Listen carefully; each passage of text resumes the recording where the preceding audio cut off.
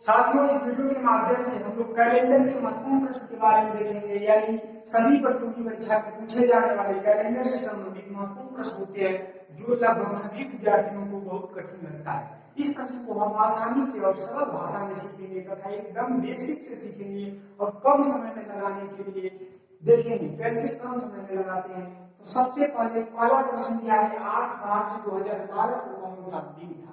तो 8 मार्च 2012 को कौन सा दिन था? इसके लिए बहुत से ऐसे टीचर हैं जो बहुत सारे कॉन्सेप्ट बताएंगे कि इसको याद कर लीजिए, इसको याद कर लीजिए, लेकिन यहाँ कुछ भी याद करना नहीं है, आप केवल समझना है। ये ट्वाइस स्टडी हेल्प के माध्यम से आप लोग केवल समझेंगे, यहाँ कुछ भी रखना नहीं है, ठीक। उसके बाद तो हम लोग प्रश्न को आइए देखते हैं। प्रश्न है 8 मार्च 2012 को कौन सा दिन था? यानी 2012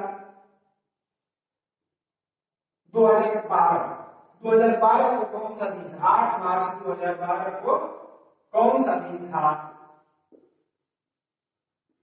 कौन सा दिन था? तो सबसे पहले हम 2012 को तोड़ेंगे, तो 2012 को तोड़ेंगे तो 1600 प्लस 400 प्लस 11 प्लस 11 क्योंकि 12वें वर्ष में प्रवेश किया है, 12वें वर्ष में प्रवेश किया है, इसलिए 11 होगा। उसके बाद जनवरी, उसके बाद फरवरी, उसके बाद 8 मार्च, उसके बाद 8 मार्च। अब यहाँ देखिए 1600 का कोड क्या होता है? 1600 का कोड यानी 1600 में अतिरिक्त दिनों की संख्या 0 होती है, यानी 1600 क्या है? शताब्दी लीप वर्ष। जब शताब्दी लीप वर्ष होगा तो उसमें 400 से भाग देंगे, अगर 400 से भाग पूरी तरह विभाजित हो गया तो उसमें अतिरिक्त दिन 0 हो गया, ठीक। और अतिरिक्त दिन 0 हो गया और 400 जो है इसमें भी 400 से भाग देंगे भी विभाजित हो जाएगा, इसमें भी अतिरिक्त दिन 0 हो जाएगा, यानी 1600 में अतिरिक्त दिन 0, 400 में अतिरिक्त दिन 0। उसके बाद 11 वर्ष, 11 वर्ष में हम क्या करेंगे?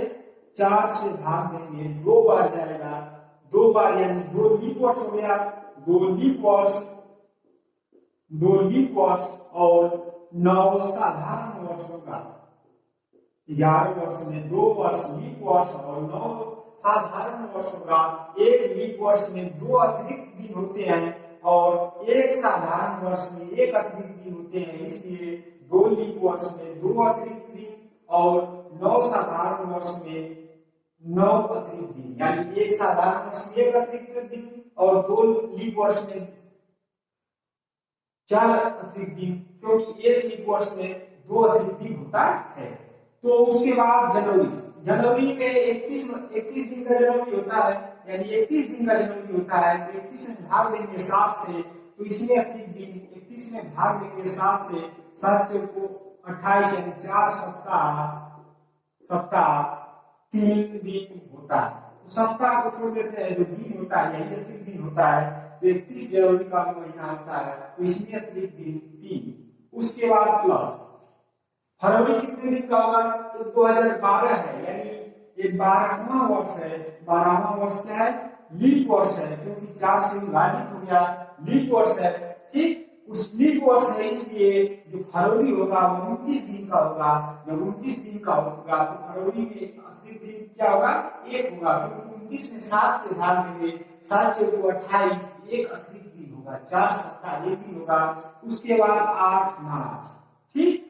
उसके बाद हम इन सबको हल करते हैं, 0 का 0 जोड़ेंगे, 0 2 गुना 4 प्लस 9 प्लस 3 प्लस 8 9, ठीक। उसके बाद जोड़ेंगे 9 9 18 19 20 21 21 4 25, यानी क्या हो गया? 25 हो गया। तो 25 में भाग देंगे 7 से, 7 से भाग देंगे 7 के 21, 3 सप्ताह 4 दिन, 3 सप्ताह 4 दिन होगा, यानी जो 4 दिन है, ठीक, वही अतिरिक्त दिन है। तो 4 दिन यानी 0 को क्या मानते हैं? रविवार मानते हैं, 1 को सोमवार, 2 को मंगलवार, 3 को बुधवार, 4 को बृहस्पतिवार, बृहस्पतिवार, यानी यहाँ 4 को कौन सा दिन होगा? बृहस्पतिवार होगा, बृहस्पतिवार एंसर होगा। ठीक, इस प्रकार हम हल करते हैं। 5 को शुक्रवार, शुक्रवार और 6 को शनिवार, और जो 7वां है वह 7 के रूप में गिनती नहीं करते हैं, इसे 0 मानते हैं रविवार को। तो इस प्रकार हम इसको हल करते हैं। और अतिरिक्त दिन वर्ष में कितना होता है? तो 100 वर्ष में अतिरिक्त दिन कितने होते हैं? 100 वर्ष में अतिरिक्त दिन 5 होते हैं। 200 वर्ष में अतिरिक्त दिन 3 होते हैं। 300 वर्ष में अतिरिक्त दिन 300 वर्ष में अतिरिक्त दिन 1 होते हैं। 400 वर्ष में अतिरिक्त दिन 0 होते हैं। ठीक, उसके बाद 400 के बाद 500 आएगा, तो 500 में अतिरिक्त दिन यहाँ से आ जाएगा, यानी 5 होते हैं। ठीक, उसके बाद 600 में अतिरिक्त दिन आएगा, तो यहाँ से आ जाएगा 3 अतिरिक्त दिन होगा। 700 में आ जाएगा, तो 700 में 1 अतिरिक्त दिन होगा, और 800 में 0 अतिरिक्त दिन होंगे। तो इस प्रकार रिपीट होता रहता है। ठीक, इस प्रकार रिपीट होता रहेगा। 800 के बाद 900, 900 के बाद 1000, उसके बाद 1100, उसके बाद 1200। इस प्रकार हम याद कर सकते हैं, सबका कोड याद कर सकते हैं। बेसिक कॉन्सेप्ट है, इसको अगर आप लोग अच्छे से समझे रहेंगे, प्रश्न कैसा भी होगा उस प्रश्न को आप लोग आसानी से और कम समय में लगा